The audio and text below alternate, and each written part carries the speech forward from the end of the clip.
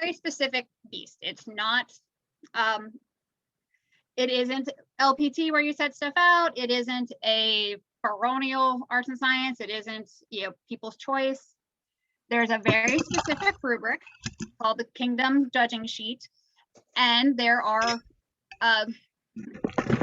ways to make it so that what you put out there helps the judge give you a good score, and there are ways that it helps that you can make it difficult for a judge to give you the points that your item gets. So I'm gonna share screen, and let me see.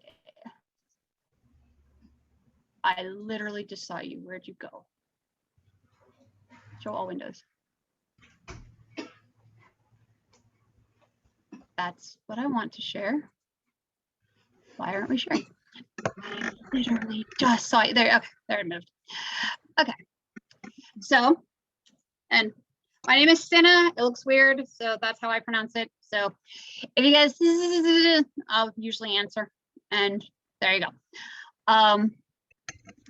So if you haven't looked at the Kingdom Judging Sheet, I did put it on the files. I recommend looking at it. If you want to enter Kingdom A&S, that's what you'll be judged on. So look at the form. Use that as a guide to help the judges award points. Judges are human. So if it's not clear, they can't necessarily give you the points. And it's not, they don't want to be mean. They just, and they're, make it clear and it helps them. So the top part of the form, enter information. Sometimes this is filled in for you. If you've already pre-registered and they have it, sometimes it'll already be written in. Otherwise, you're asked to fill it in there. You're usually going to fill in 2 forms. One, because there are always going to be 2 judges. There may end up being 3, but there will always be 2. So you fill it in and duplicate. The judges sometimes sit together and work together, but they're still going to have different sheets. Like I said, sometimes it's already pre-filled in with part of it. Oftentimes there's a number at the upper corner. That's to say that you are entrant number 22 when you signed in, and then you get a little placard that says number 22, and you put that on your table. So then the judge, who may not know who you are, but looking at the judging sheet, can go, I need to go to item number 22, and they sit down. So it just kind of helps keep everybody on the same page. And again, so that both, when the judging sheets come back in, they each get number 22. We have both sheets. Oh, number 23, we don't have both sheets. And they can go look for it to make sure that all the sheets are come back in. So here's I kind of made a piece by piece. The name of the event, that helps you track it more than anybody else because you get the sheets back.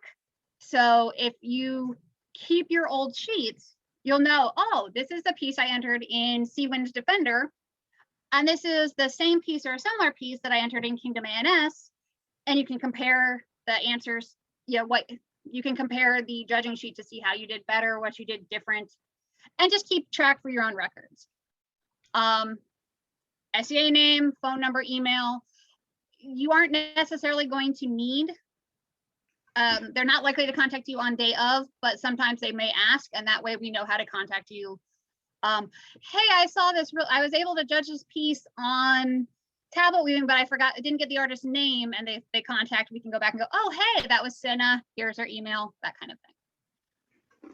So then, let's see, entry portion of the form. Okay, so if you've ever looked at the form, there are 5 sections. Each section is worth 10 points. So maximum of 50 points. Yes, people have gotten perfect 50s. So that is certainly a possibility. That's very rare, so don't think you have to get a perfect. You're not gonna. Perfect 10 is definitely a goal, but don't feel bad if you miss points on it. That's not a big deal. 3 of them say as supported by documentation, which is why I highlighted it in yellow. The documentation you provide your item is the facts that the judge has to use. So I know tablet weaving very well. If your documentation doesn't tell me where your piece came from, or that tablet weaving is period for Viking age weaving, I can't really give you points for it, even though I know it, but your documentation doesn't say it. Sometimes it's a simple I mean, you don't have to say crazy statements.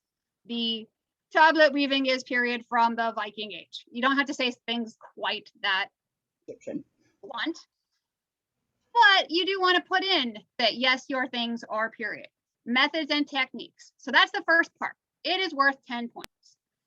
And then there's a little rubric that tells you what those points mean. So we're going to go look at that. Okay. The stuff on the left is what the judging sheet says. The stuff on the right is my version of it. You ask 10 laurels the same question, you might get 12 answers. So this is individual.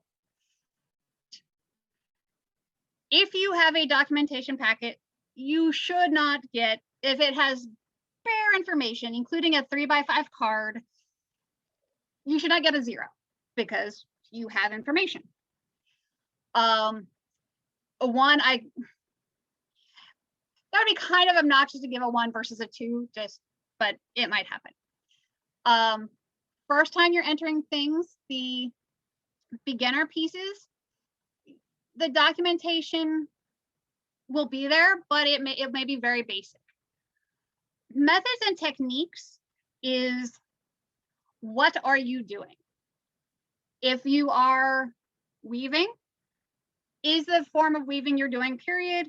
Is the, I made this band and I made it from inkle weaving, that method is not as period as tablet weaving, and there are some things like that. So methods and techniques is really, what is the art form and what method did you use to produce the art form and how period is it? Most pieces, again, if you entry the very first piece, if you were going to get a 2 or a 3, I would say you might want to work with someone on that. Sorry, I need to move my Zoom window. It's, again, very limited.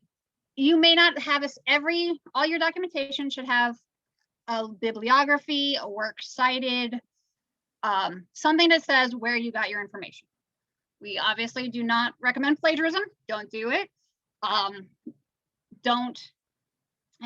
if it's a first piece and you only have one source, I read this great book by Peter Collingwood on tablet weaving, and I decided to make this piece. It's a good source, but it's only one source. But listing it gives you more points than not listing it. Documentation, it's not a how-to paper. So if you go step by step on how to do tablet weaving or how to do warp weighted weaving or metalworking or wood carving, if you do step by step, but it looks more like a Martha Stewart step by step versus what did a Viking in the 9th century do step by step, that's where points change. That your industrial techniques, I made this with a power tool and a Dremel, you're not going to get as many points as doing it by hand. If you move down a list, 4 to 5, the piece serves a period function, but more modern techniques were used along with some period techniques. So I did the final finishing by hand, but I used a Dremel for the big parts. But you did stuff by hand. You do make substitutions, but you don't explain them well. That's where you also can lose points.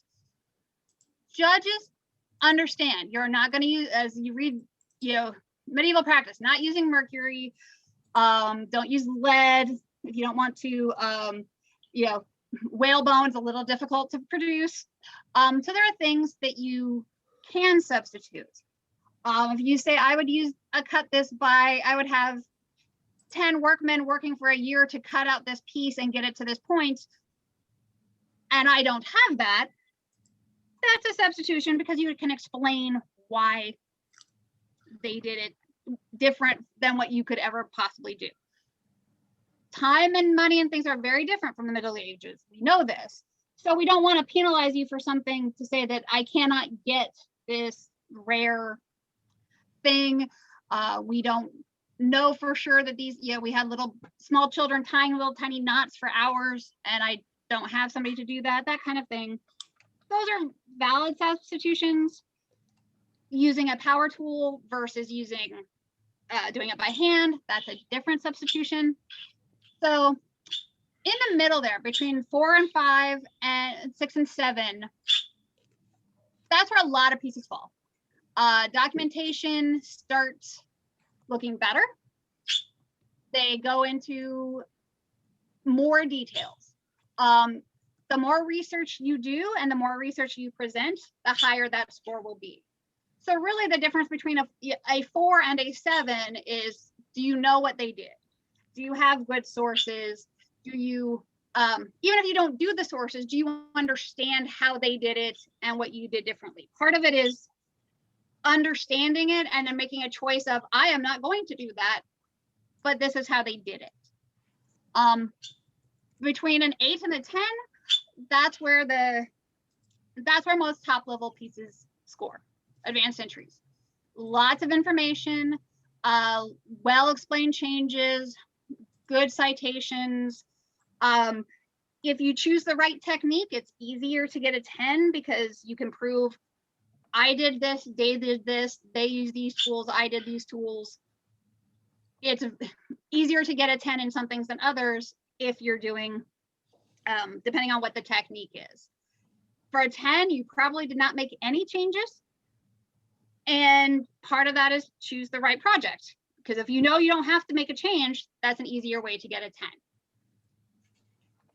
Now, some of this, again, it's as supported by documentation. So one way people solve this and say, okay, well, I did these things.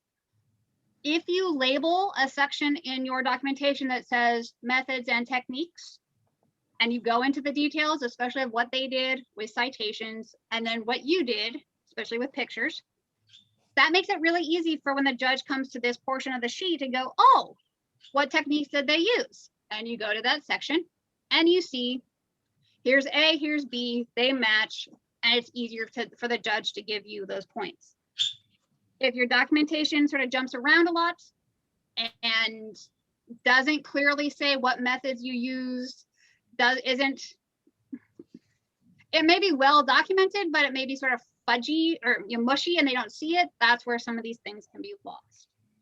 And some of that is also what the judge sees. Again, if you label it with bullet points and a big header, easier for the judge to see and easier for the judge to go, oh, well, yeah, they did that right. So it's easier for it to jump from a 5 to a 7 because they can see it and it's clearer and you can see that you've done the research. So that's up to 10 points. The second section, which is related, is materials as supported by documentation. So again, this is going back to what you wrote, what did you use, how did you, where did it come from, sort of thing. On this, again, 0 or 1, if you have documentation and the item is period, then you should get more than that. The clearly modern or industrial materials is, if you're going to make a costume, making it out of pure poly, you made it out of PVC instead of leather, or poly cotton broadcloth and linen. There are some definitely things that you're not going to score well if you make it out of very blatantly modern materials. So that's where a 2 to 3 would come in, is if you didn't list what you used, why you used it. If you're going to use cotton, yes, then documenting the cotton would be used for this project. If you can prove that, then that's great. If you can't, there are reasons for substitutions. Money is a reason for a substitution, but it may not be a reason to get a 10 for a substitution.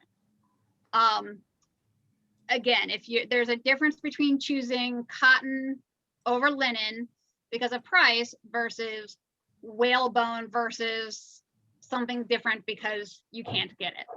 One is a very reasonable substitution because legally you can't use it. The other is it's okay, but it is not necessary. It's not going to get you the highest points. For this particular competition, this is supposed to be the best of the best. So you can't necessarily enter something that is perfectly serviceable from a 10-foot rule or a 5-foot rule. This is the competition where people are looking at your seams and deciding what, judging it on that level. Where this becomes, I mean, some things are easy. If you're going to work in tablet weaving, you can use silk, wool, linen. You can justify all of those. If you're doing woodwork, there's a lot, oak is oak. I know there are certain values, but there are things you can try to match the materials and try to get that higher score. Again, to get higher score, lots of information about the materials. If you can prove that this isn't one, but this is, this is the New World equivalent to that wood. To me, that makes sense because we live in the New World. A woodworker would not have necessarily ordered wood from around the world, from halfway around the world to make something. They would have used the appropriate material that they had on hand. And materials that can go crazy. I mean, theoretically, there are only 1 or 2 silk brocade manufacturers in the world. And if you were going to make a dress made out of silk brocade and you chose not to buy that incredibly expensive fabric, you might not get the highest score. That I think needs to be evaluated based on what is realistic. And again, there's a huge difference between $100 a yard silk versus $7 a yard linen. One substitution for cost and availability makes a little bit more sense than the other. If anybody has questions, by the way, jump in, please, because like I said, this is all the stuff on the left is the judging sheet, so you always have access to that information. And again, I kind of broke them down to where beginner and intermediate pieces fall, and that is not your rank. I want to make that clear. So if I were to enter a piece in metalworking, even as a Laurel, I might still get a beginner level piece because I have not done metalworking. So I have an advantage that I know how to do citations. I know how to do the documentation part, but I wouldn't necessarily get 8s all the way across the board because I'm still new at the art. Kingdom A&S is not necessarily where you want to try your first time piece doing something. People do it. People can actually score okay doing it, but they can also really get hurt because it is a beginner level piece. And if a beginner level piece gets beginner level scores, that says nothing about your personal worth or nothing about your skills that will improve. So I just want to make that clear. So we've discussed methods, we've discussed materials. The third step. Before we go on, what would be the difference in the score between someone who bought silk thread, black work? Let's talk black work. In embroidery, what would be the difference between buying silk thread or buying silk thread and dyeing it black, or buying the worms and making your own silk and then dyeing it and then making the black work? Okay, that is an excellent question, and some of that is actually in the next slide, but I will tell you. Okay. If you did it right, the silk reeling is an art form in itself. Yes. So dyeing colors is an artwork in itself. If you did both of those very well, and then chose a pattern, and patterning kind of falls in the methods and techniques. So you chose that pattern from Holbein's picture and you took one that nobody had ever done before and you sketched it out and did it. That would be an excellent way to get a 10 on both of them. It is also a way that if your dyeing didn't turn out right, you could get fewer points for it because your process for dyeing the project didn't work well. one of the options that I guess I forgot, I did jump over at the very beginning, what you want the judges to judge. If you want them to judge your silk dyeing, then showing them the various shades of black you got and how many steps it took you to get that, that's important. If you want them to judge the black work, well, in Elizabethan England, the black work, the embroiderer would buy their silk from the silk merchant, and they'd buy their linen from the fabric merchant, and they would sit there and do their work and sell that piece to the lady of the house or be the lady of the house. They, in most cultures and most time periods, the artisan would never be doing all the pieces, all of the steps. That's very rare. And in fact, there are guild regulations that prevented that in many of these art forms. So you can earn extra points with that.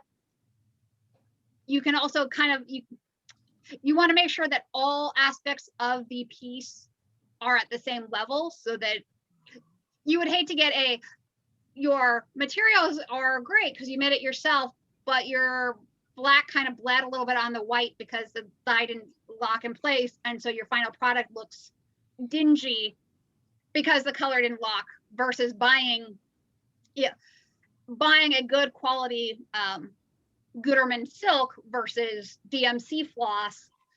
If you bought high quality black and high quality white linen and did a black work shirt, you would probably be more accurate, closer to that period, because that's what they would have done. And your quality level is probably going to be better for the consistency, because you know that every spool you buy from that lot is the same color black, is the same quality, that is designed by professionals for silk workers. So it's kind of a mix. People kind of like the idea of silk, sheep to shawl, or whatever their variation is. You don't have to do that. And sometimes your piece can fall on the lowest quality, the lowest level of the piece. Like it's gonna be more in the workmanship and some in the judge's impression bit a little bit later. So you can earn top marks here for materials. I did all the stuff I did, extensive citations, but you could also end up writing a book on silk reeling versus the black work, which is what you really want to be judged. So you could buy the linen and buy the thread and still make a 10 if it was fantastic. Cinna, do you mind me interjecting?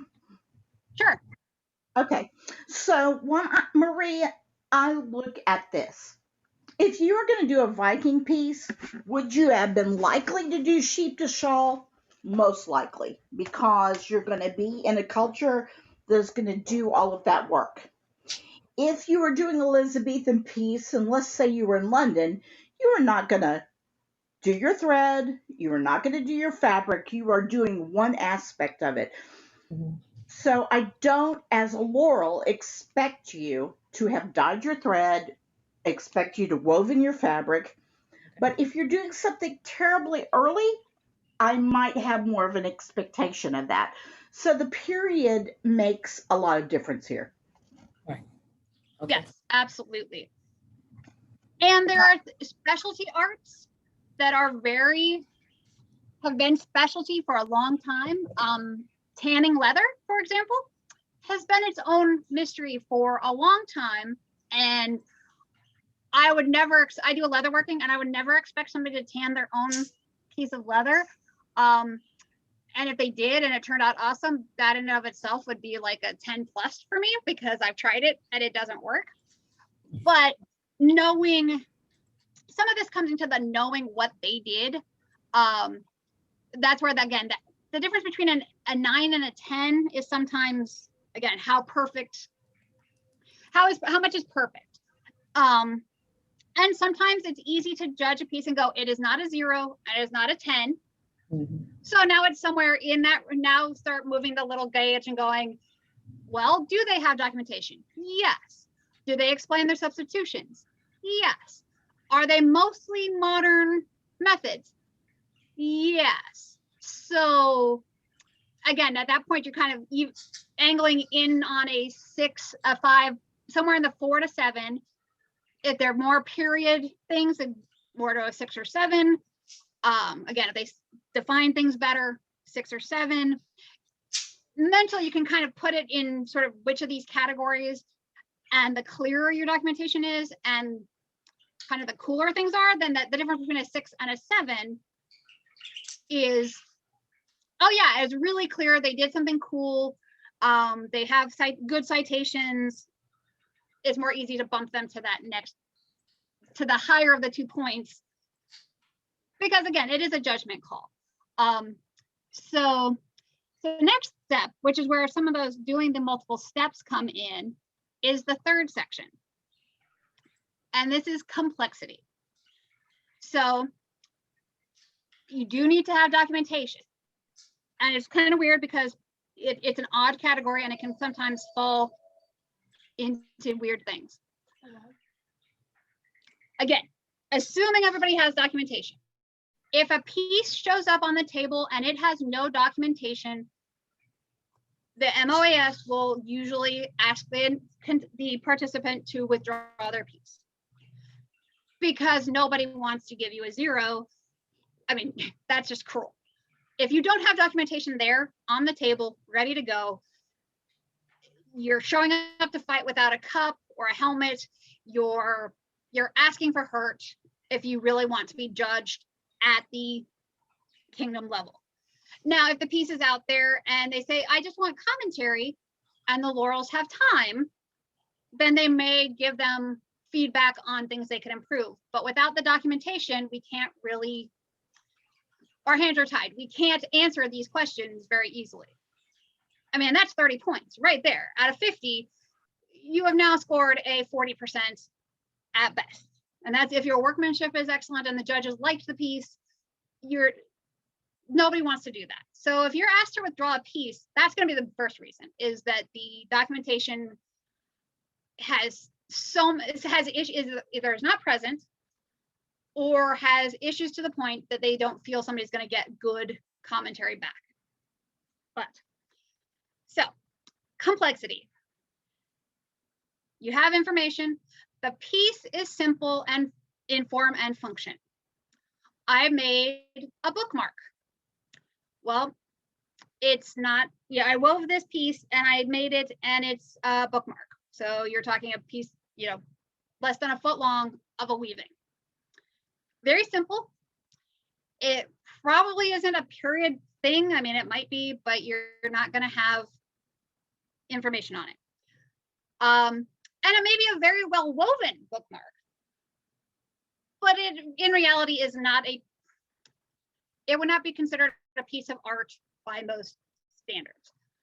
Function is not it's a odd thing with that, because a very, very well made box has a lot of steps to it. It is complex. It may not look complex when you look at it on the table compared to a silk brocaded belt, but it does have complexity. So 4 to 5, moderate degree of complexity and personal involvement. The involvement is that's a level, did you take time to do this? Did you learn something? Was it a stretch? Now, people will put this in their documentation. I worked on this for 20 hours, or come up with a number. The problem is, in reality, numbers are meaningless. If I can weave an inch an hour, 20 hours gives me 20 inches. If the same person could weave 2 inches an hour, 20 hours gives them 40 inches. So a strict hour number isn't necessarily useful. Excuse me. And a big part of this is the documentation. If you have multiple parts to the project, I wove this thing and I dyed it. Well, by explaining that you wove these garters and you then learned how to make matter dye and dye them to match a period piece, that has more complexity than if you just wove them, because you have more personal involvement in it. The entrant has done research on the project. You've spent time and effort, so you probably done more than one piece. You have more than, you've made mistakes. This is often where I did this and it didn't work on my first attempt. So my second attempt, and if you put that in the documentation, it shows more personal work. What did you learn? How did you grow in the project?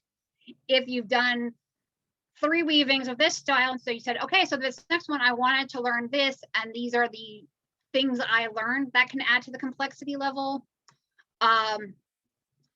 Multiple, for 8 to 9, advanced degree of complexity, lots of research, lots of, again, multiple components, all of which are explained, done well. So if you wanted to dye your own silk, that's awesome. I mean, making a good black dye is a useful thing to learn. But if you instead instead of doing black work on just a piece that you added on, if instead you said, I did black work and I made this shirt following this pattern, I did all of the long seams by machine, but I did all of the hand finishing and rolling the hems and doing that by hand, that's how you earn a higher degree of complexity on something that you made a finished product. I have a project would not enter into Kingdom A&S because of the complexity for the biggest part. It's a fishing net. It's 21 feet long and about 3 feet wide. But in the end, a fishing net is the same knots over and over and over and over and over and over again. So I have personal involvement in it. I have research on it. And I have stuff that I would change if I were to make a second one. But as a complexity issue, it isn't as complex as some other things. So I would not expect it to score as high on a complexity level. It does have the personal involvement.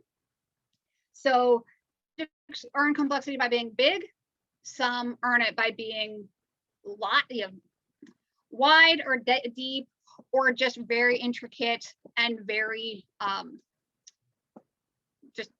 complex. I mean, there's embroidery where it's only chain stitch. There's ornée where they're doing the whole gold. Everything is gold. Mistress Evelyn did this pouch where it's like, that's really pretty suede that you sewed it on. It's like, no, that's background, and I did that too. And the silk was so fine, it didn't look like she had embroidered it at all on the background of it. So there are ways. Complexity is one where it's how detailed is it? How much work did you put into it? And especially the steps you had to go into to do it. So, and then one that Mistress B.A. was saying was confusing is step 4 is workmanship. So workmanship is really more, information provided would be different because this is not really anything in your documentation. You notice it does not say, oh, wrong way. Does not say as supported by documentation. Doesn't say it. This is the piece. This is what you did looking at the thing. So simple, I did this chip carved piece. Okay. But it doesn't really look like it. It's kind of based on a period pattern, but not necessarily a period, like an extant piece of woodworking. And I use these tools because that's what the modern aesthetic uses. So I'm trying to enter a piece of woodworking, and it's really well done, but it doesn't really fit the period aesthetic and stuff. That's where complexity might lose, but workmanship might get better points. Well executed pieces. This is, you trimmed your seam, you clipped your seams, you got all the threads, it is finished. This is a place where people who do weaving often fall short because I wove this length of trim, but reality is usually it's going to be something. And if all you've got is the trim, is it a belt? Is it going to go on a garment? What is the final product? That's where workmanship, that kind of falls into the workmanship. Is it complete? Is it, does it look like you are done, that you really couldn't do anything else to it? That helps. It's kind of, yeah. And if you look at number 10 is, you know, a master project. Mistress Livia's little book at Last Kingdom A&S, I mean, absolutely gorgeous. A lot of the pieces that win have that level of, it's hard to see what they could have done anything different to make it better. I've seen Master Craig's work when he was Kingdom Artisan. Bo and Deanna, yeah, their calligraphy and things are just perfect. I mean, it's hard to explain that level. And this is again where artists who are very competent in their work, they know what they're doing, they might earn more points here than in the documentation section, because for a good craftsman, they are not necessarily making the most historically accurate item or the most complex historical item, but what they make is very well done. So this is where the actual, did you do a good job doing the thing you did? This is kind of that category. Any questions? Do you mind if I may? No, My absolutely. original Laurel back in 1992, Mistress Sindra, said if you can't finish it right, you should never put it on a table. So, if you want to do well, finishing is important. Would you hand this over to someone who paid for it like this? And I remember shadow judging way before I was a Laurel,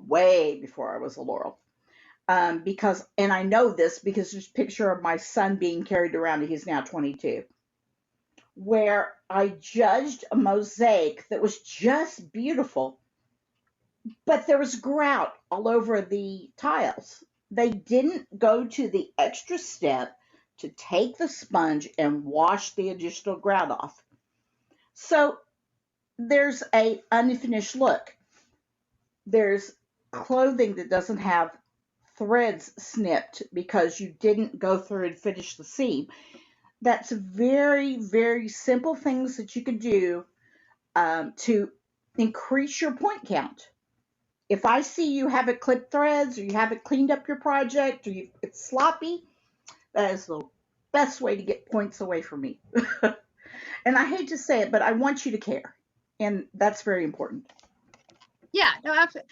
And if it looks weird, but they explain that, oh no, I am basing it off of this original, and I can tell you the artist who made this mistake, and then they either choose, and I copied it to be as accurate to the original as possible. So I would have done this, but I did it this way to match.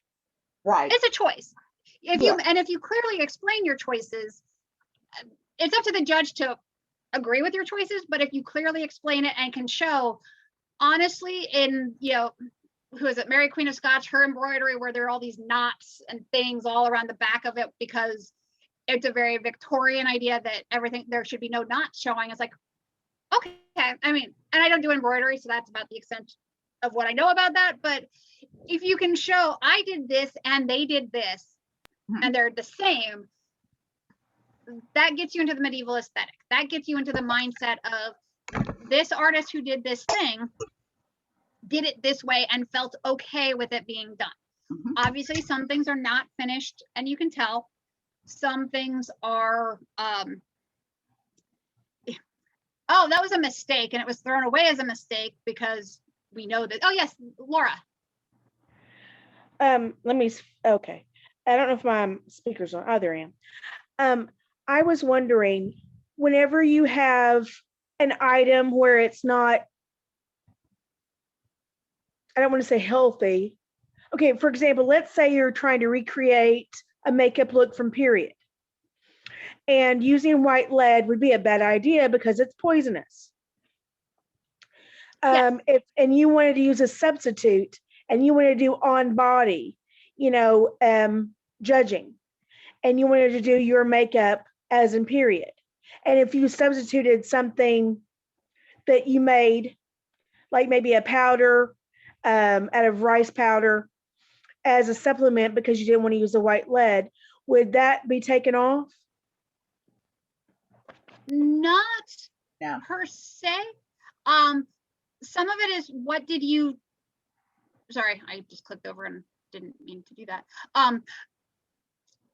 One, if you know what they used and why we don't do that now. For Ansteorra, judging is the artisan is not at the judging table. So if you were going to do makeup and stuff, you would have to do pictures. You would judge like the pot of makeup and then this is how it's done kind of thing. It's a little harder to, you would not be sitting there with makeup on or putting it on somebody. I would say if you I'm sorry? So you want to do that in a body of work? I've never been to Laurel's Prize, so I don't know. Okay, yes, Laurel's Prize, absolutely. Steps Artisan, you could certainly do that. This was specifically Kingdom A&S, where it is judged as a. Oh, I'm sorry. I thought you were talking about from the Kingdom Artist's office position perspective. I didn't realize it's for a specific thing. Oh yeah, no, absolutely. I think hands-on stuff is awesome. Sorry, it was specifically at Kingdom A&S, that would be a difficult art to present because we have the limitation. Okay, so you're all static at Kingdom A&S? Yes, we have static, performance, and we have research papers. So that could be as part of a research paper. And I think that would probably be the best, would be a research paper or supported research. And we could certainly talk about that, but that is not in this one specifically. I put a thing on a table. So okay. I'm sorry I'm late coming in. I had something else I had to take care of today. I'm sorry if I had a question. Oh, no worries. This is about demystifying Kingdom A&S. So yeah, that is one thing. You set the item on the table and the artisan walks away. So it is not something where you can tell the judge, oh, I know all of this stuff about it. If you want to tell the judge, you have to write it in the documentation. So that's something people, I know all this info, it's in my head. It has to be in the documentation in order for this to work. Yes, Laura. Okay. I also, could you, if you've already talked about this, I apologize, but have you talked about what format that they need for research papers at Kingdom A&S? I have not. I can discuss that at the end. Thank you. Yeah. Okay. So if you were to do something like makeup and want to do a substitution, I would say substituting something they did in period gets you more points than something they didn't do. If you can say zinc oxide and they used it, then great. Use that as or mix your own or do whatever. Obviously, zinc oxide is probably not period, although they had zinc and making the white mix may have worked. I don't know. If you say I substituted chalk because it is white, they had it, that gets you more points than I took my Maybelline compact because that's what I had, or my clown white because that's what I had. There are levels of what is your substitution, how close is your substitution to something the person in period would have chosen. Everybody's an innovator. We all, every artist has always had something. I came up with this problem and I solved it. And my creative problem solving skills. So if your creative problem solving skills match the historic aesthetic, you should get. Then if it's, I went to Walmart and bought this thing that is completely modern and it's a plastic based thing, but it worked. It's like, okay, it worked, but it's definitely not medieval versus I tried this and this didn't work. So I tried this other thing that is also period and it worked better kind of solution. But workmanship is definitely is the piece finished? Would you, be a suggestion of, would you sell this to somebody? Would you gift it to somebody? Would it be, if you saw somebody carrying this or wearing this, would you think it's period versus, oh, is that done yet kind of thing? It's not a, and one thing about Kingdom A&S, a lot of people do. They do the project the night before. They finish it the night before. I've done it. don't get me wrong, we've all done it. I would not recommend doing it. I've And never done it. I am one of these Well, you're- evil non-procrastinators. well, that's true. Not everybody does it, but more than not do it, which is why there are people who enter Kingdom A&S, they submit their, I'm going to be entering this thing, and they withdraw it the day of because they didn't finish it. But if you enter it and it is incomplete, or you enter it and it is not the way you want, you may not get the score that you are hoping for. And that's, I mean, we all have an idea. If you should always mentally judge your piece and see what kind of score you would give it. And if you're brutally honest, then your score usually turns out pretty close. Or you can read their commentary and go, oh, I understand now why I was mistaken. Or, well, that judge didn't know what they're talking about and they're mistaken. So yeah, it sometimes happens either way. So those are the 40 points that are up to you.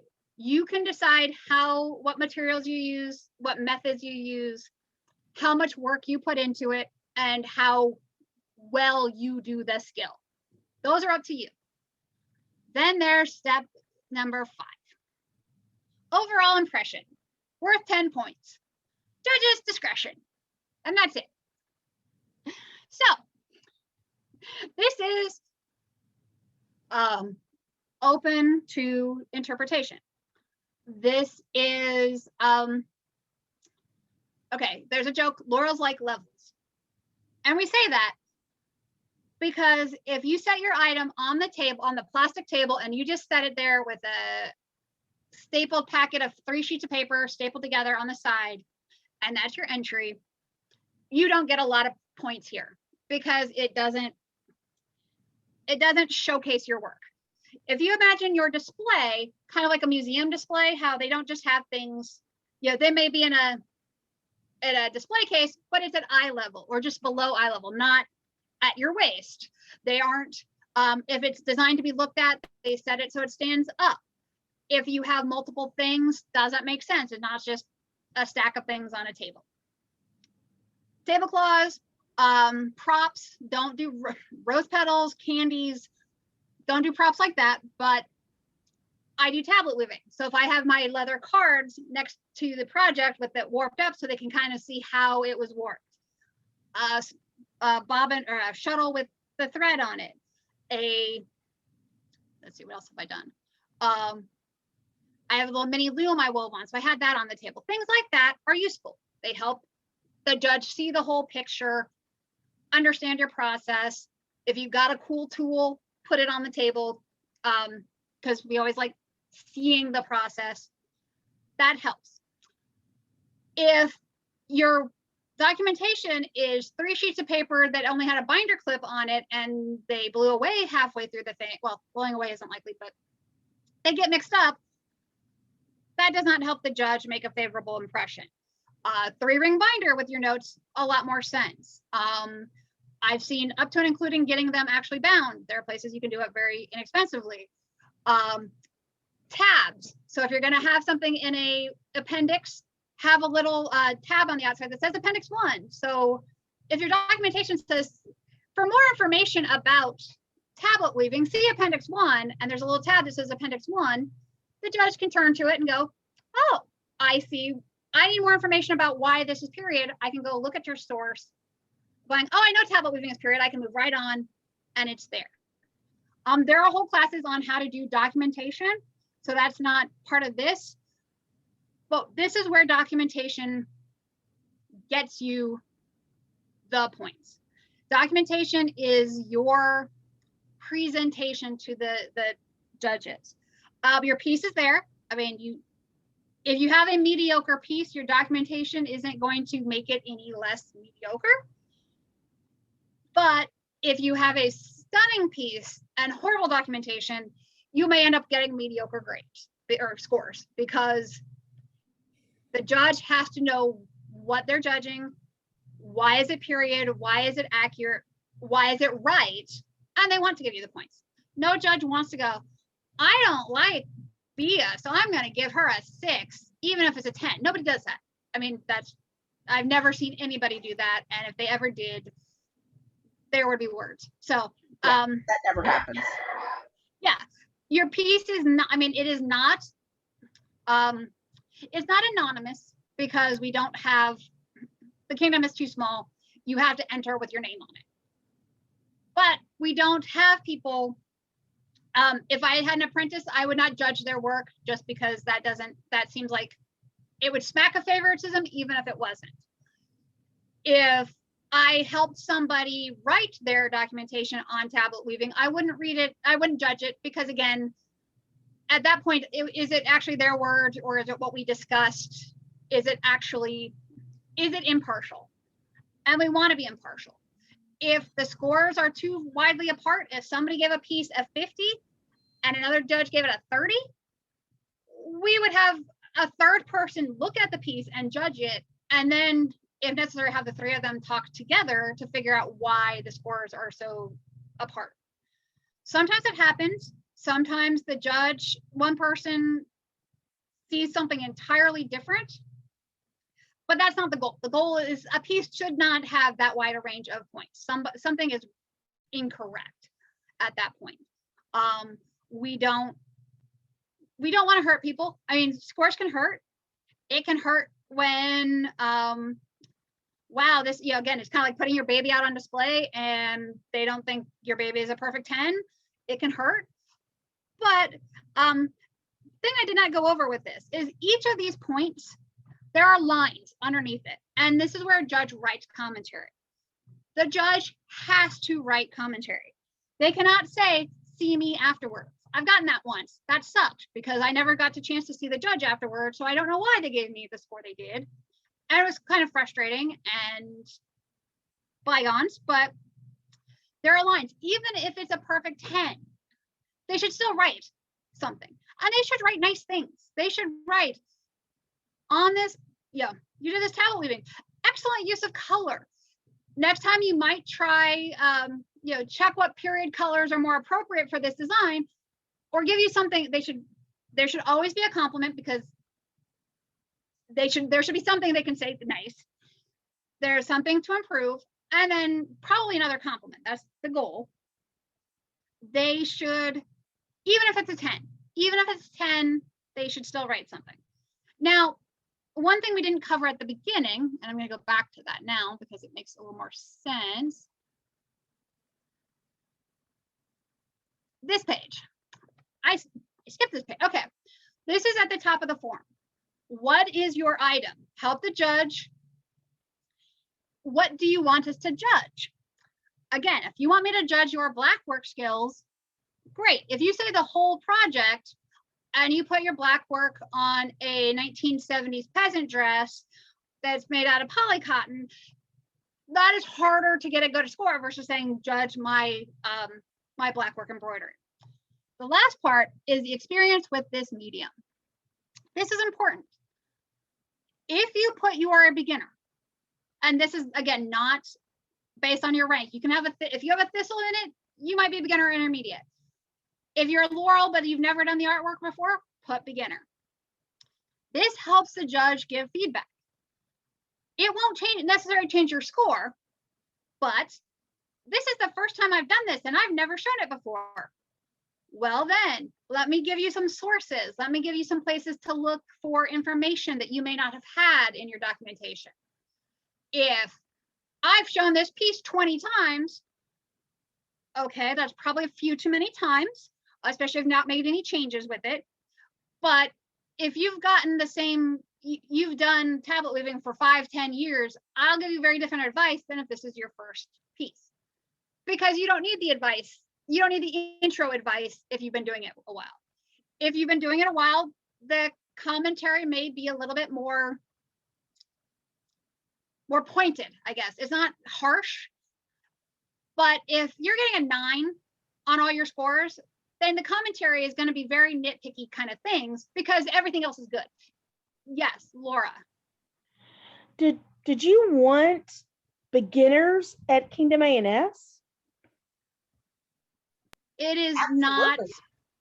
Yeah, it is definitely not against the rules. I mean, I guess I don't want anybody to be hurt by the scores or the commentary they get.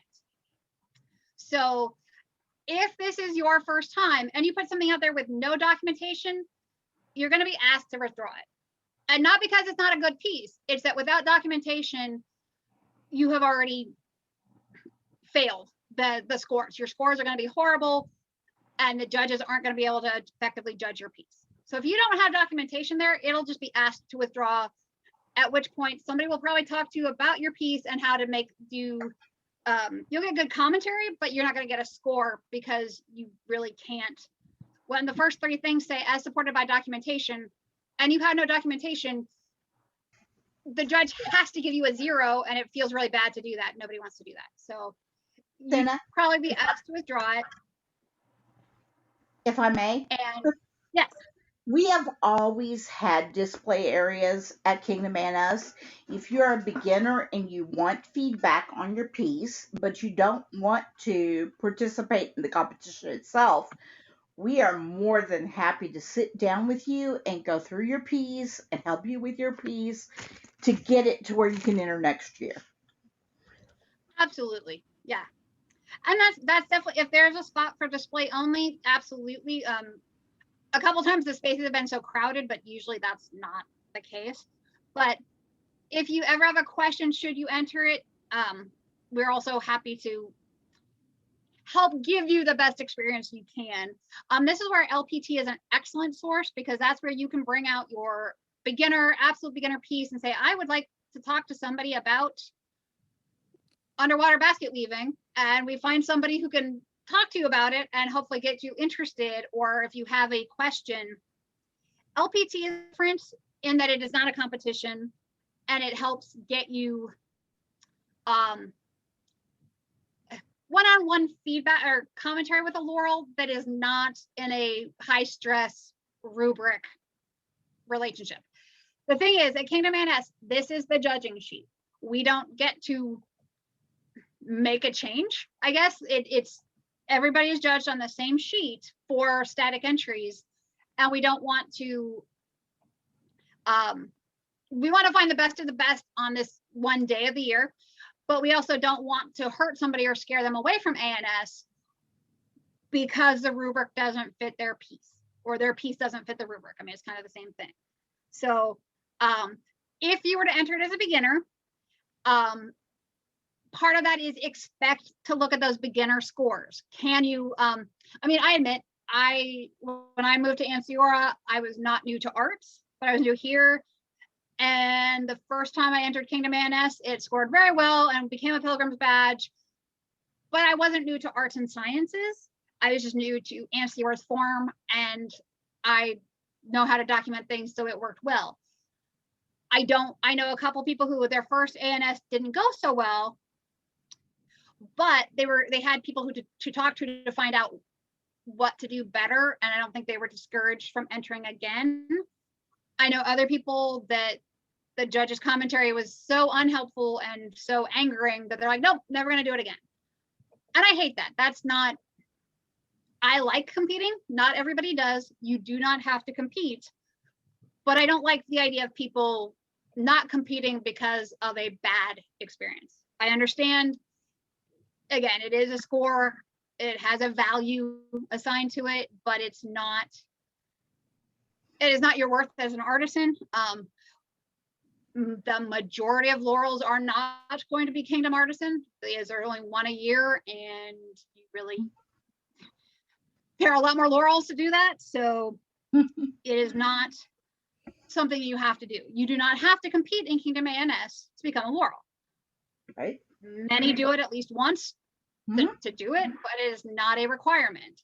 So some of it is, if this is not the right venue, then don't hurt yourself putting it out there and getting disappointed and bad feelings. Yes, Laura. Do you have to go to Gulf Wars if you win Kingdom A&S? No. You do not. Your piece does. Well, should. We normally pick this last couple of years. It's 5 the Kingdom Artisan, 4 more champions, and like 2 alternates.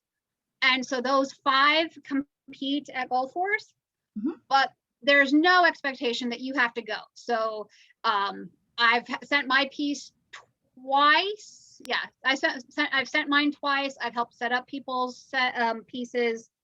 I had one that I was an alternate and it didn't make it to Gulf Wars because it broke. So things happen, which is why we have alternates. But the piece should go. And again, Gulf Wars has the same judging sheet. They just half the points. So instead of 10 points for everything, it's up to 5 for everything.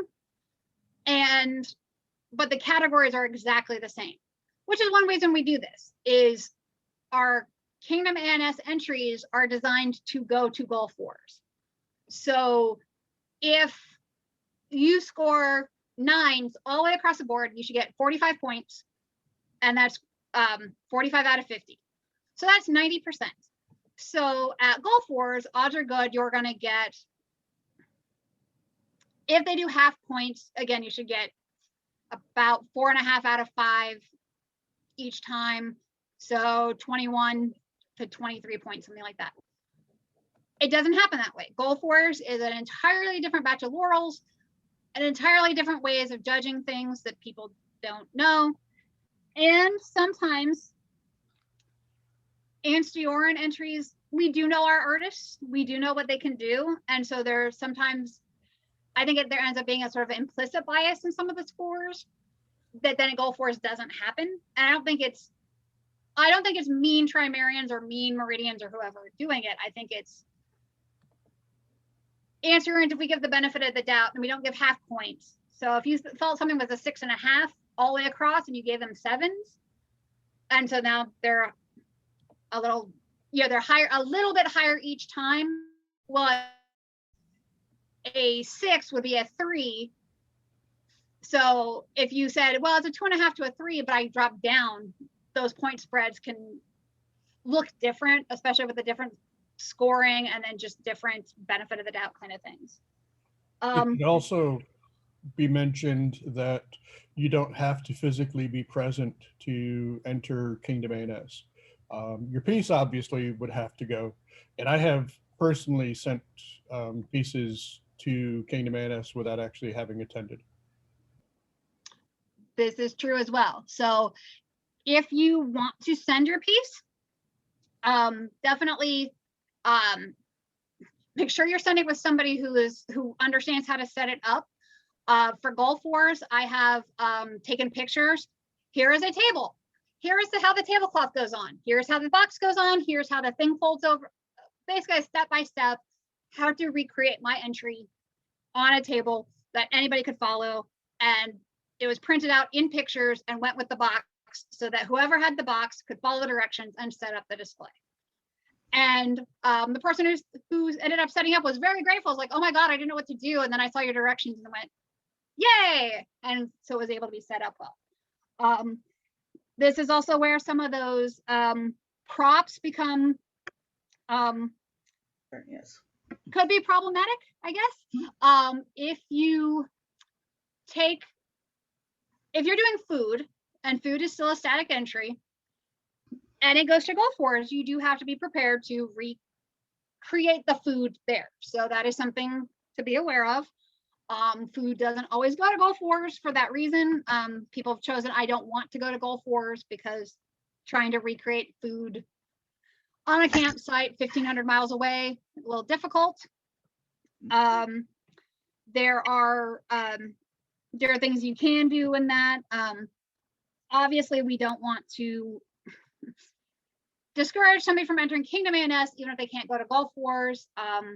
So they are 2 separate things, but we do use the one competition to choose the winners for the champions for Gulf Wars. Any other questions?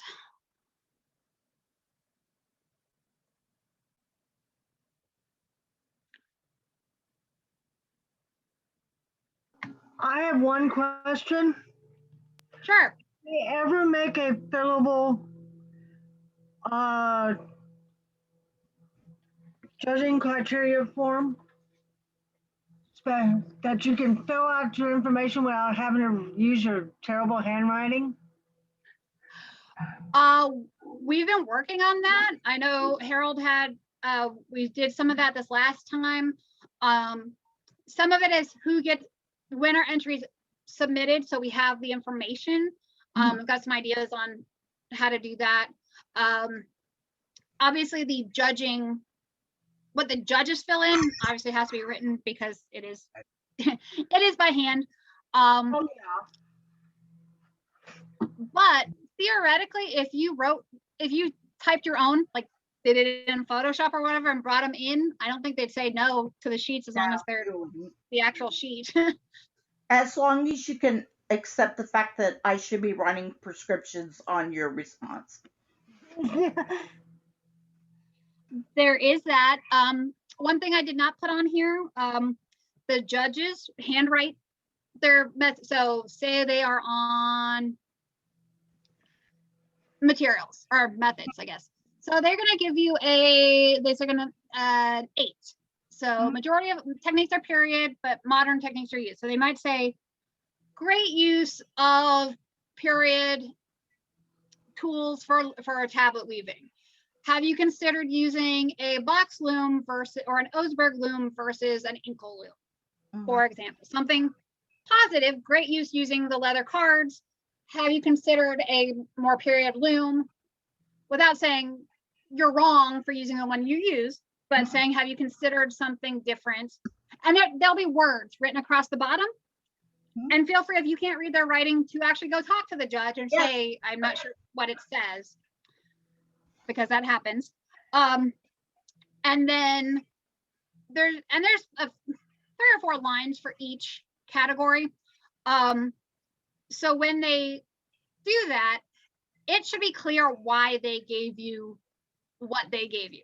Again, they're not allowed to write "see me afterwards" because that's horrible. Even if it's like you got a 9, but see me afterwards. Well, that's just wrong, because you're getting the sheet and you're expecting to be able to read the commentary and digest it. And if you can't sit in your car and read this on the drive home, which we've all done, then that is not appropriate. And even with a good score, when I got one, he gave me a 10 and said, excellent work. I'm like, great. And I like that. I don't get me wrong, a 10 is a 10, but you want feedback. Part of it is to get the critique, to get you did a good job on this. Where should you go from here? Because for artists, you're always going forward. This is the stepping stone to the next piece you're doing. Because usually this commentary, we comment on it for Gulf Wars. I mean, we say, great job, do this. But usually you can't change the piece. Yeah, it is woven. It is there. It is a thing. It is done. It is complete. So if I say you had typos in your documentation, well, you can fix that. You can reprint your documentation. That's easy. I can't say you should use a better color for your weaving. That's for next time. That obviously doesn't affect this piece. I can't change the color of it once it's done. But if I get good commentary, the next piece I do should help me move up the line. So if your first entry, you got a 3 because you didn't really have good documentation, and then you take a documentation class at a King's College, and the next year you get a 6 because your documentation is better, okay, and then the commentary you get that time, well, then the next time you might get a 7, or you might move up to an 8, but each time your commentary can help move you farther along the judging. Yes, Laura. With your example with tablet weaving, let's say that you actually did the dyeing yourself for the medium that you used. That would improve your score, right? Correct. So that would help in, depending on how you did the dyeing, that would definitely help in your methods. Because if you follow, I mean, if you're doing Rit dyeing, I would say I changed the color to match the color I needed, because I needed Ansteorra and gold and I didn't have it, so I dyed it.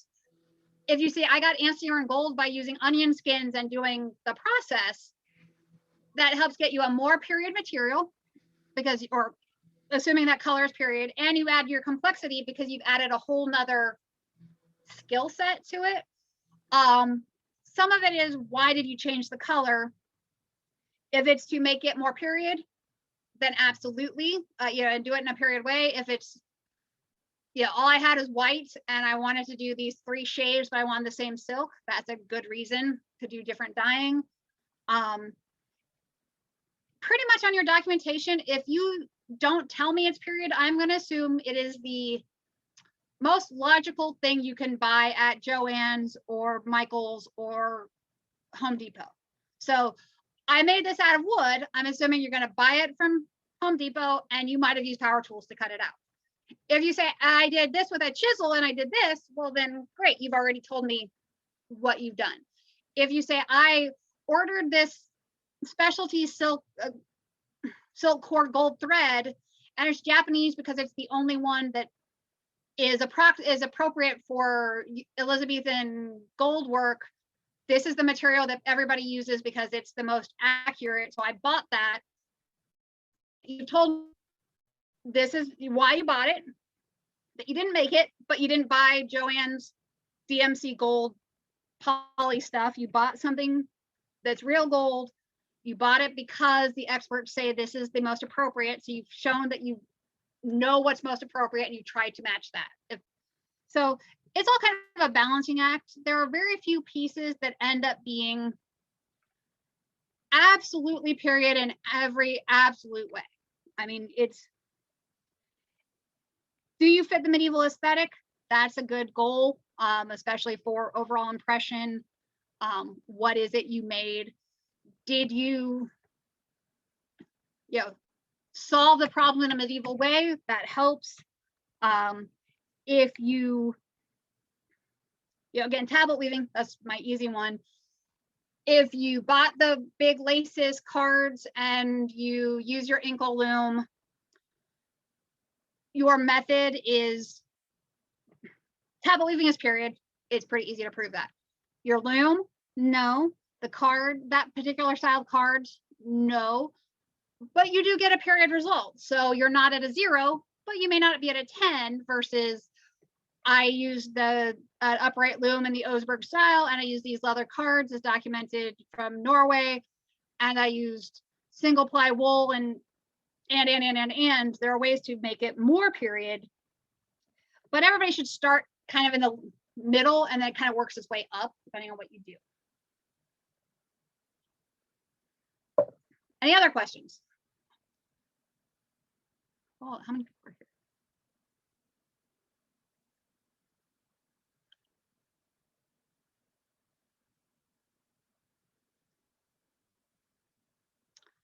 Okay. I think I'm gonna unshare the screen because I think we've gone over all the categories. Oh, economics. Okay, there's chats. I missed some of those. Cool. Okay. Oh, yes, Kat. Sorry, you asked for questions at the end. So. Yeah, this didn't take as long as I thought, so we have plenty of time for questions.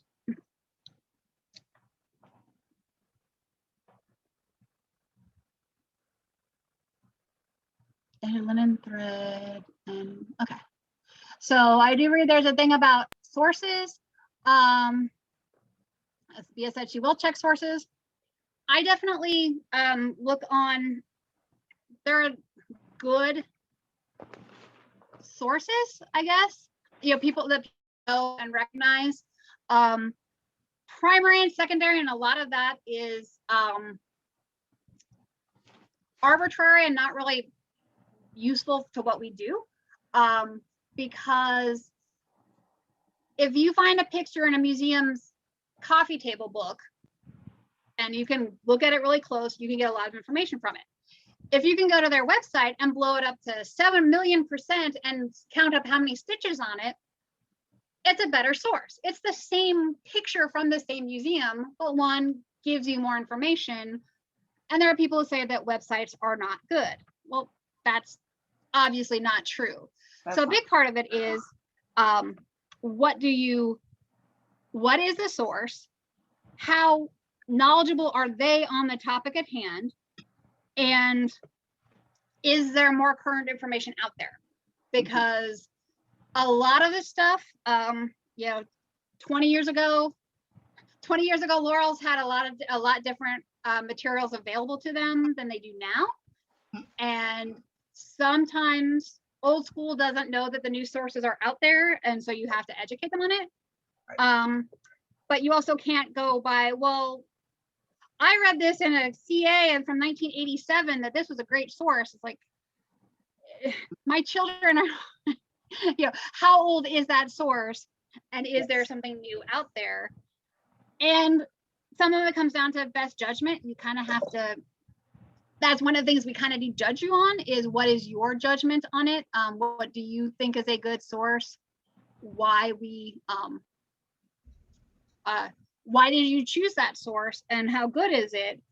And we can give you commentary on that is a problematic source because of this reason. And we can, again, a tool for you to learn. And Senna, I know you and I do a lot. There's about 8 of us that do a lot of the papers. I will go back and make sure the page that your source says all this information. I will go back and go into Google Books, put in the book, put in the page, and it needs to be there. Now, if it's not in the book at all, you might, I will give you low scores. If it's in the book and you miss the page, I'm totally cool with that. But I've had people put in sources for books that the book never said that. We will catch that. I'm pretty sure Senna catches that too. Yeah. Oh yeah. And there are subject matter experts in arts, and there are subject matter Laurel experts, and there are quote unquote the Bible of that topic. So if you're doing tablet weaving, I have about 3 books you probably I would want to see in your documentation. There's a newer one out there now that I don't own, but it's awesome and I want to own it. And so if you don't say it's in there, I would probably suggest it to you. Not that you didn't read it, but again, there are sort of things, if you can't find a reason to mention that source, just write a sentence that says, Collingwood says this, Collingwood 72. And that's all it needs, is it's there, then you have a reason to put it in your bibliography. It shows that you've read that book. If you are quoting a person, try to go back to the original quote. I've seen some where, based on this book, Theophilus said this. I was like, well, but Theophilus is a Dover book. You can find that at any library. You can buy it from Amazon for like $10 or less. Why aren't you quoting Theophilus himself? Why are you quoting this other author, quoting him? And sometimes there are reasons. Yeah. If they're doing analysis on it, but sometimes it's you didn't try to go. Are you sure that's what the original author really meant? Because it could be a mistranslation. It could be a misunderstanding of what he said. If you try to go back to the original, you got a better chance of it. Yeah, Laura. I was wondering if we could talk about papers now. I'm sure. Yeah, give me 1 second. I'm perfect. And to add on to that, just briefly, while Senna is changing gears here, if you are not sure what the best books on your subject is, we will, as Laurels, we will freely give you that information. Obviously, if you're going to do tablet weaving, Cottingwood is kind of the Bible of it at this point, because he did the revival of tablet weaving approximately the 70s, wasn't it, Senna? Yeah, 70s and mid 80s. And then there's there's a new book out that's called Tablets at Work, which is like a hardbound 400-page everything about it, which is a book I want to own. So if somebody references it, I know enough about it to go, yeah, that is a really good source. Right. I'm going to try to find, go ahead. And I have, obviously I would go to Senna to check that source because though I am a weaving and spinning laurel, tablets is the one thing I don't do and don't do well. So I usually defer to Senna. But if you're in music, there's always new sources. And I'm okay if you hit all the old ones, but I might suggest some new ones for you to move forward. That doesn't mean I'm going to necessarily take complete points off of that. That makes sense. And an awesome way to show you're getting there, I guess, for lack of a better term, is if you say I took source A and I took source B, and source A was better than source B because of this, but I honestly think source A is also wrong because of this other reason, and you have a compelling reason. It shows your involvement in the piece, I guess, in whatever your research is. It kind of shows you're doing more than just copying, you're doing analysis, and analysis is important.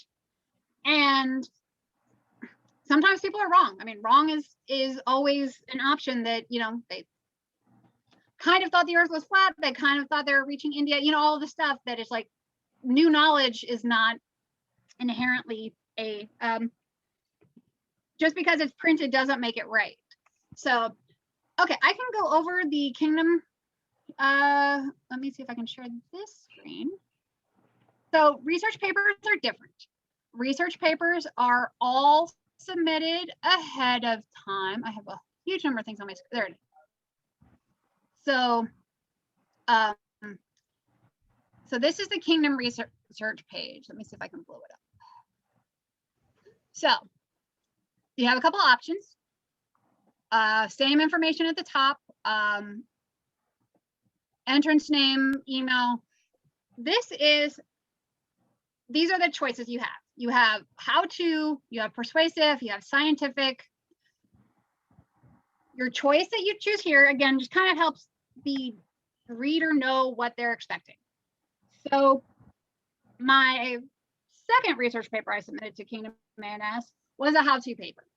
So it was step-by-step how to make a medieval scabbard and using tools as used in period. So this is how you do the leather. The leather was this thick, and based on this find in London, it was this thick, so they match.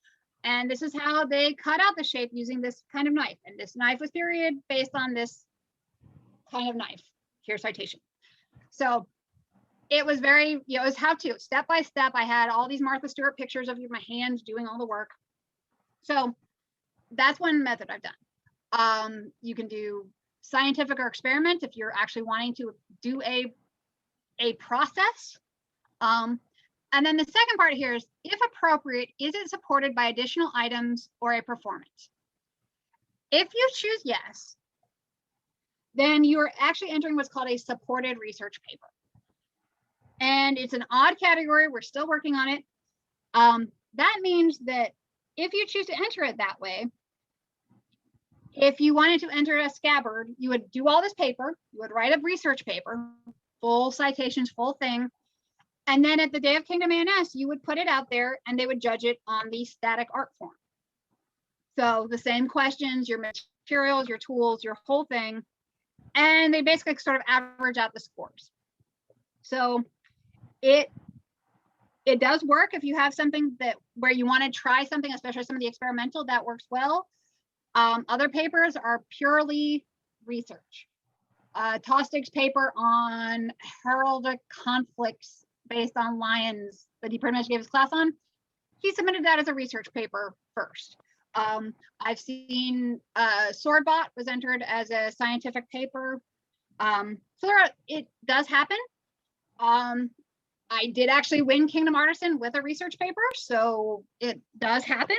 So don't think this is a category you don't have to do, or that you shouldn't do, but know why you're doing it. It doesn't really specify, if it wants you to use Chicago, or if it wants you to use APA or MLA. You are right. It does not. Right. You can choose whichever method you want to do. So if you scroll, let's see, your paper, workmanship, overall impression. So it's still worth 50 points.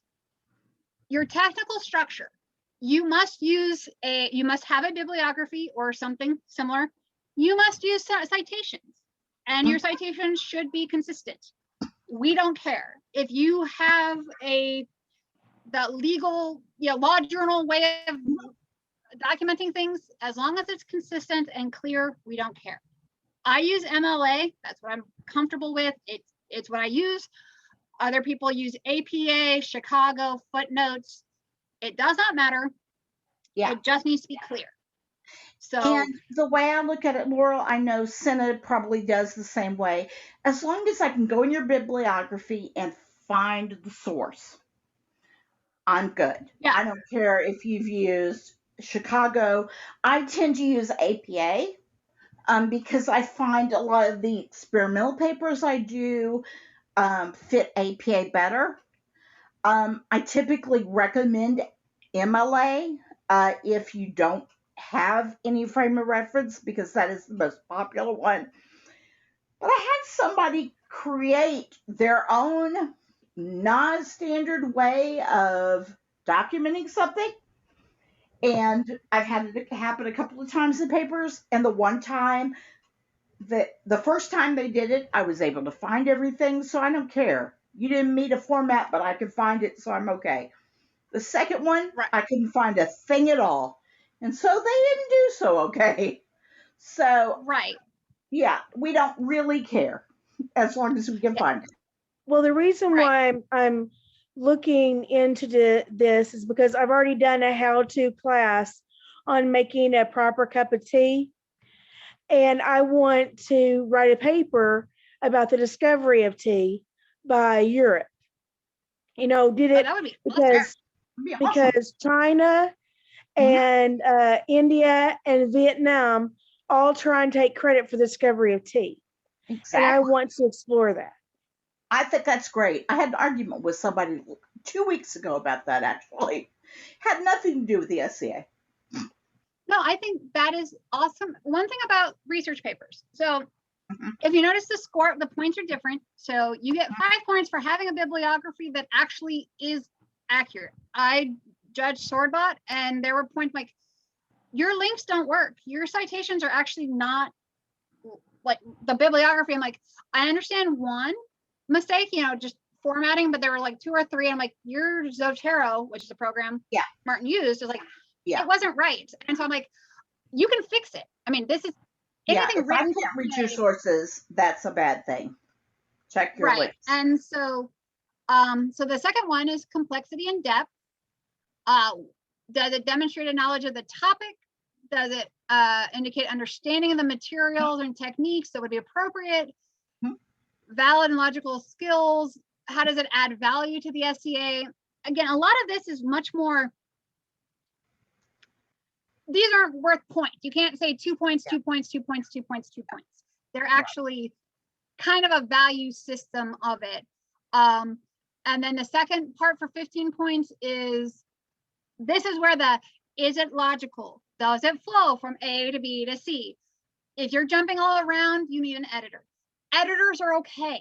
People think they have to do it all themselves, and they don't. If Harold can talk, I helped Harold on one of his static judging sheets where you need a citation, you need a citation, you need a citation, comes back 2 weeks later, edits really well because the information is there.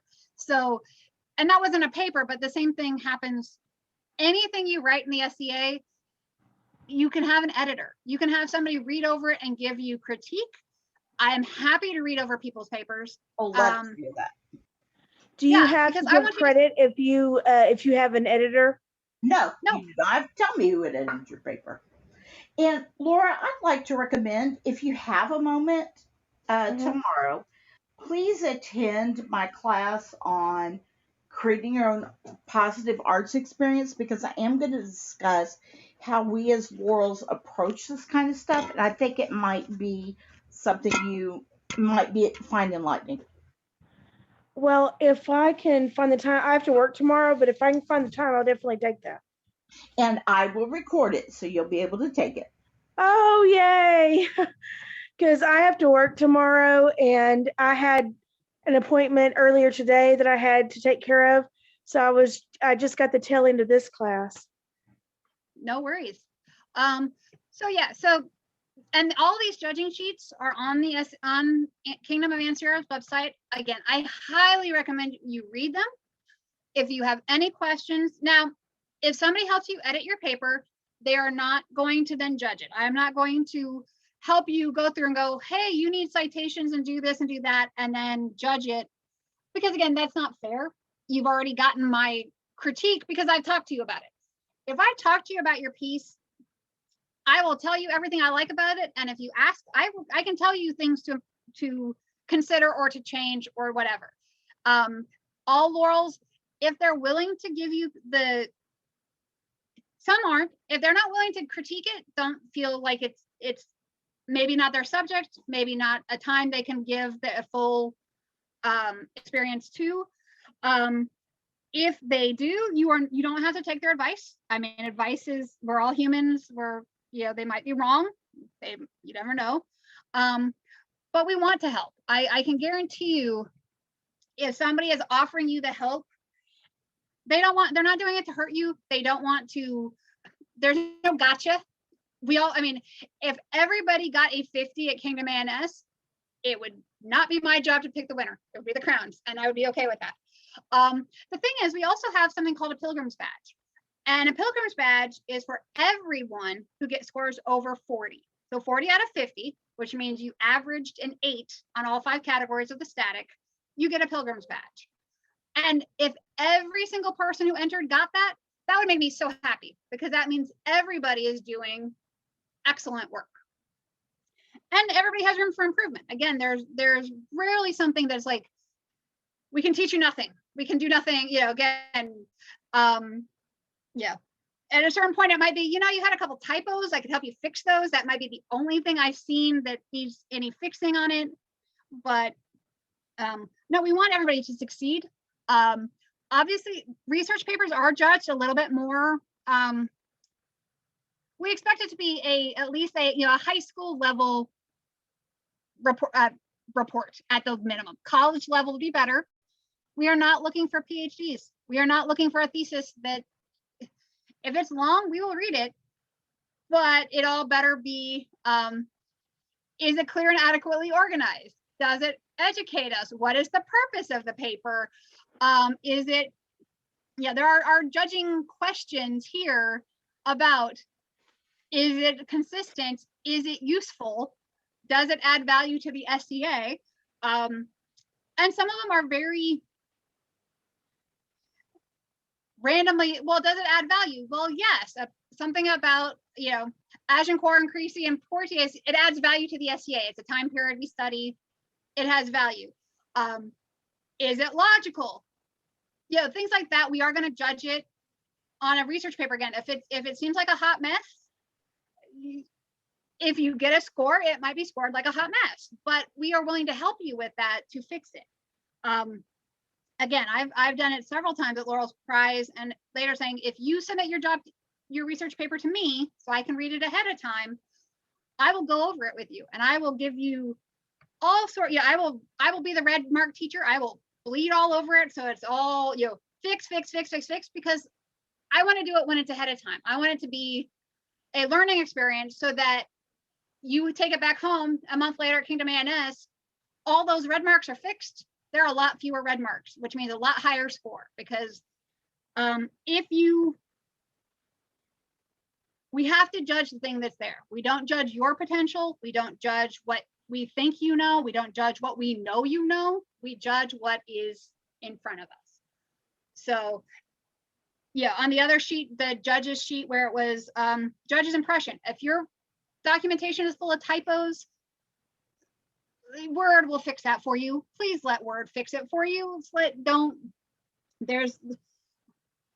It's hard to give something a good score when it's hard to read.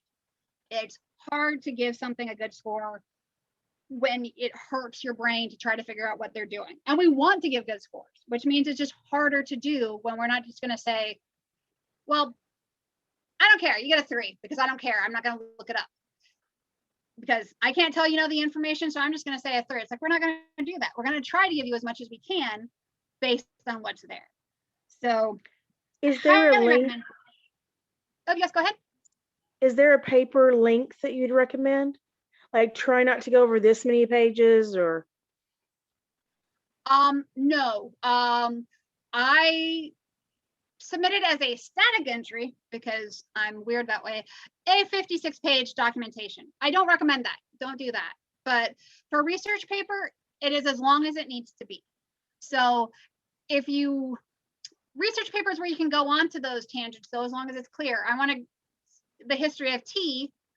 Well, tea comes from this kind of plant, and this plant is shown to be cultivated for this how many periods, and it was shown here and here and here, and the great debate about these 3 countries. I mean, there's a lot of places you can go with it. So don't think you have to limit it to 5 pages because we're not going to read it the day up. We are going to read it 2 weeks ahead of time or earlier. I mean, we usually set the deadline for research papers 2 to 3 weeks before Kingdom A&S, specifically so we can get 2 to 3 judges who can read it and give feedback. And if any reasons we would need to call on somebody else to do it, we don't want to rush the judges on a research paper because we want them to, again, like a high school teacher, they have time to read the paper on it so that you can get the highest, get the right score and stuff. So page count isn't really useful.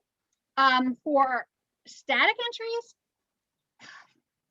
it really depends on what you're making and what I've admitted the 56 pages, I wouldn't recommend that. 3 pages is probably the smallest I would go. Here, I'm going to stop share for a minute. I have all my documentation. I like documentation. Again, that is my jam. It is not everybody's jam. So, and each Laurel is different on that. So don't think it's you have to write a lot. You can't write a lot. You can do a lot of different things. Let's see, class handouts. Let me see if I had. So if you're going to do documentation, one thing, let's see, I'm looking to see if I have an idea of one thing I did. Can I inject one thing? There is a easy writer documentation thing on the internet.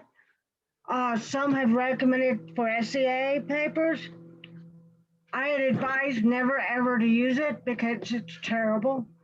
It doesn't give you enough freedom to write your paper, and it's a cookie cutter format.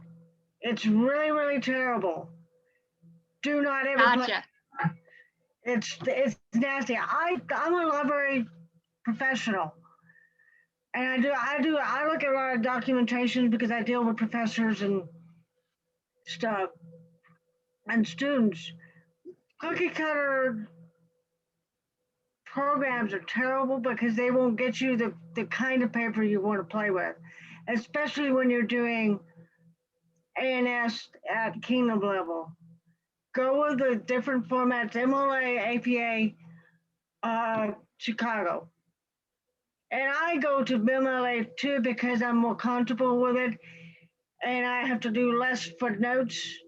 I can put my notes at the end instead of, and I'm still learning how to do the stupid footnotes. So that's my 2 cents on that, on don't use the funky software. I have a question about the research judging form. Yes. The bottom category was overall impression. What kind of things can shift that upwards? Like what do y'all look for the overall impression score? That one's a lot of how cool is the subject you're talking about. I mean, it's weird as is your paper hit the sweet spot? It's great length. It covers everything you wanted to know. It's not, there's nothing superfluous. It's easy to follow. Again, is the subject really cool, and do you show your passion for it? And yeah, the judge's impression is obviously going to be the most available. What it is, I mean, is kind of, yeah, that is up to each individual judge. And that's also one. So I told you we offer things called the Pilgrim's badges. So if you notice, to get a Pilgrim's badge, you have to get 40 points, 40 or higher. So Pilgrim's badges, well, if you got all 40 points, if you got 10s on the first 4 categories, it wouldn't matter what you got for your judge's impression. But if your judge really liked your item and thought they could use their 10 points to help boost you over. So if you're at 35, they could boost it. All they'd have to give you is a 6 to get the Pilgrim's badge. Now, or, yeah, but if you're like, again, if you're at a 31, do they want you to get a Pilgrim's badge? Yes. Well, then great. They could really use that points to help bump you to that next level. I don't think a judge is going to use it to not get you to the next level, but there is a level of, oh, hey, yeah, I think this piece was so awesome. They had a few bobbles where I couldn't give them the highest scores on, their documentation needed work.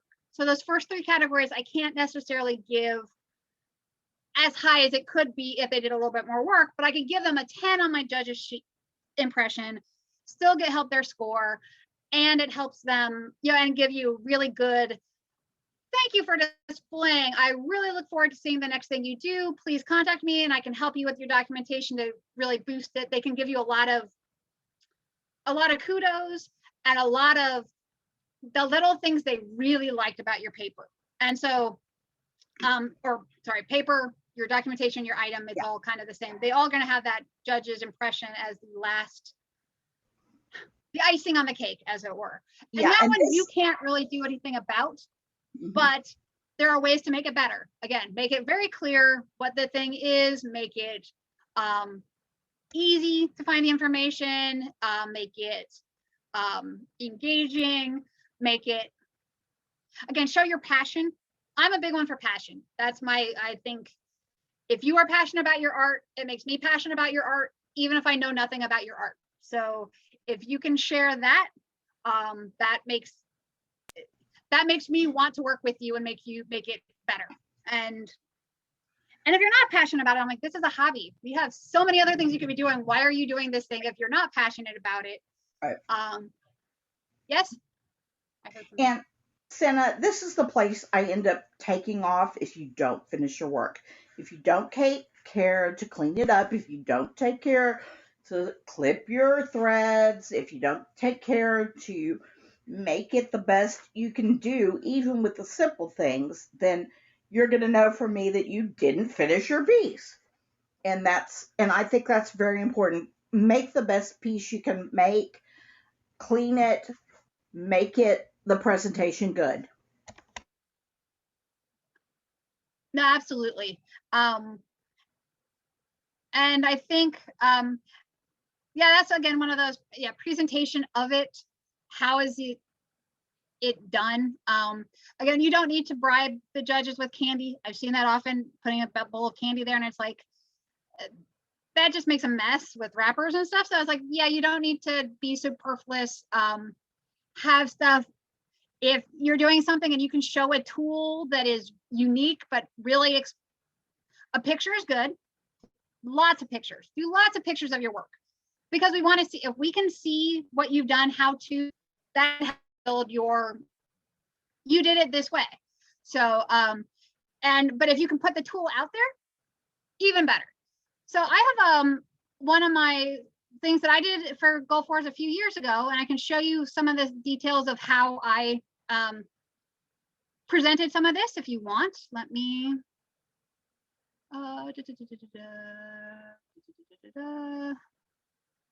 yes, I have lots and lots of things going on my screen. Research. paper, but not that one. There you go. Okay, so this is what I did. It's red garters. Yes, those are my legs. So I made these garters. So this is the front page. It has a summary of what is done. Wool so I garters. don't See anything. One moment, you're not sharing. I'm not. Oh, I'm sorry. Hold It's on okay. 1 I second. just want to make sure you don't continue to explain it without sharing. Yeah. Okay. Let me. Oh, actually, click the last button. Click share. Okay. I rolled up to the page going. So I made these garters. So there's a summary that tells you wool garters woven on this kind of loom, based on find, the color wool dyed red. So here are my tools. When I did the weaving, when I did the dyeing. Here is the original. This is the one based on the Museum of London. And I found it on their website, so I was able to get it really nice. And that's the color red. And I mean, they are red. So I do a brief history of garters to show, yes, I did research. You know, garters are real. Here's a picture. Here you go. Here are some information that they gave about the type of wool and the width of things. So there are 3 shown. Here's mine.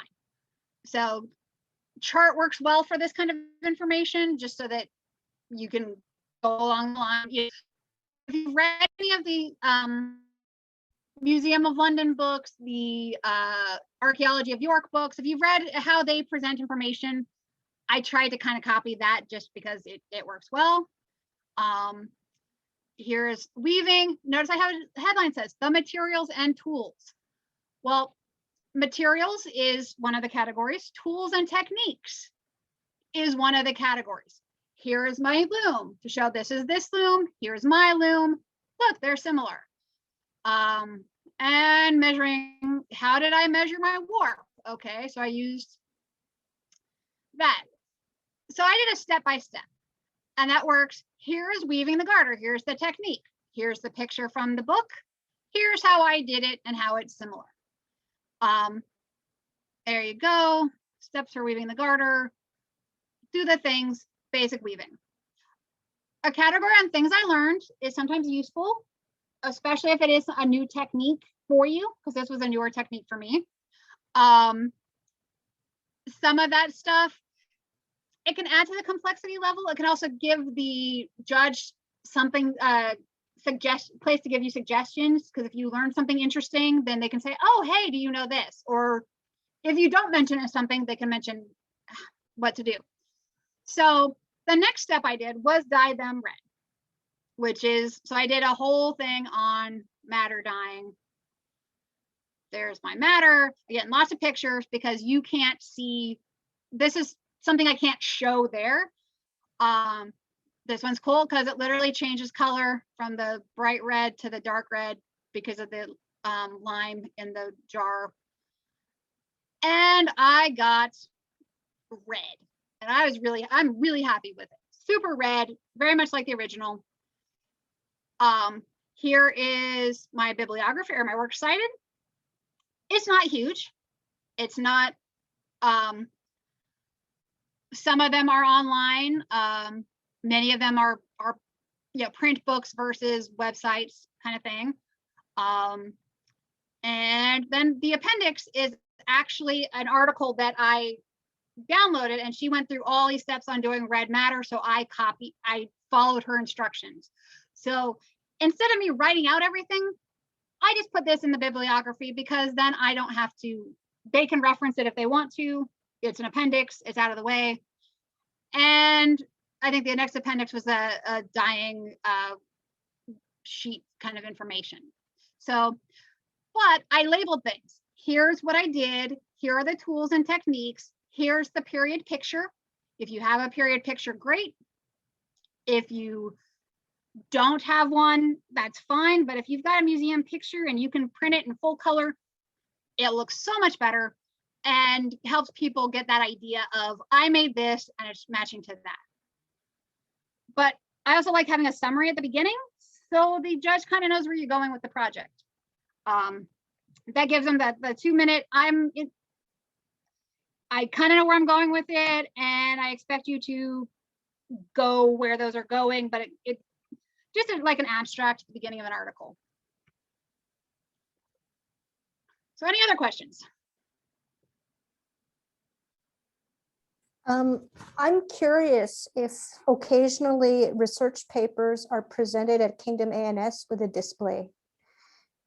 They can be, yes. Some are supported research, so they actually are being judged on it, or just display. So a sword bot, for example, was set up. It was a research paper.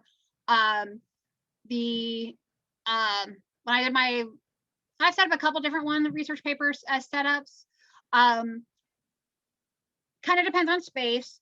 But if they're there, then I would say definitely, print them nicely, have them, 3-ring binder or a binding on it so that things don't get lost.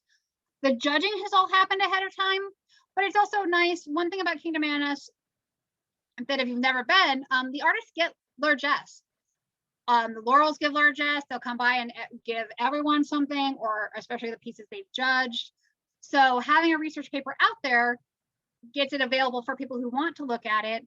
They get the largesse. It cannot be read there. That's not fair to ask the judges to try to be in the right frame of mind to try to check sources, do the things. That's not the right venue for it. Judge them ahead of time, but they can still be out there on display and people can read them. It's just when they've tried to have people read them day of, it just doesn't work, and it just doesn't work. Thank you. If I may share, I have a wacky idea. Okay.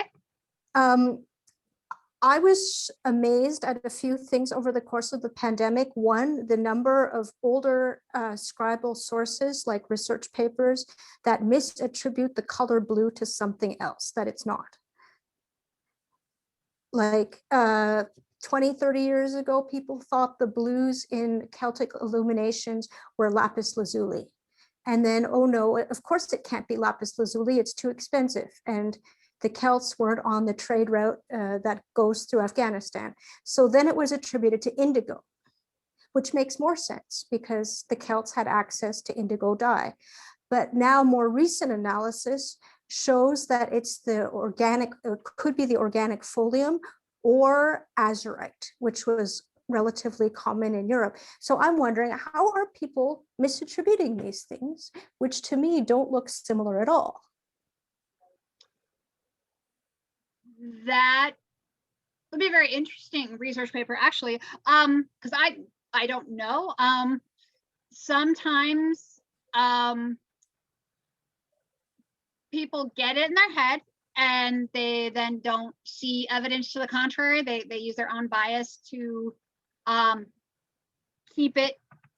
It must be this, okay, until, well, no, it can't be that, so it must be like they go down the next list of their own biases without looking at what, again, organically was there and going, okay, could it be this?